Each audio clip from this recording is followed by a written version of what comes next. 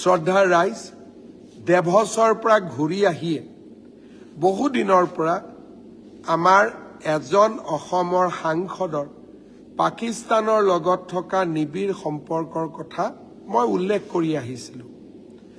দেভছৰ পৰা ঘূৰি আহিয়ে আৰু এই মাহটো শেষ হোৱাৰ আগতেই এই তথ্যখিনিও মই আপোনালোকৰ আগত সদৰি কৰিম।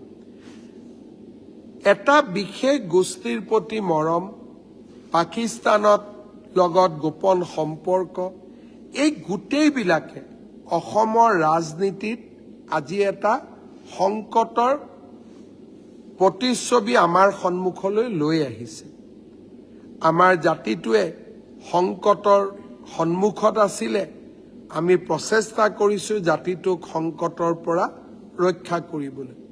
কিন্তু এছাম লোকে নিজৰ নিহিত স্বাৰ্থৰ কাৰণে আমাৰ জাতিটোক সদায় দুৰ্বল কৰি ৰাখিব খোজে।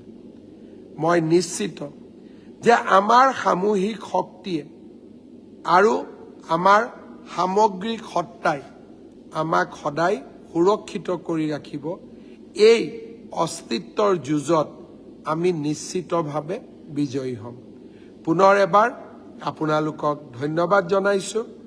যদি দেভছত থাকোঁতে কিবা ভাল বা কাৰোবাক লগ পাওঁ, অসমৰ কাৰণে কোনোবাই বিনিয়োগ কৰিব খোজে বা কিবা যদি ভাল খবৰ মোৰ হাতত থাকে, নিশ্চিতভাৱে তাৰ পৰা হ'লেও আপোনালোকক ফেচবুক লাইভ কৰিম।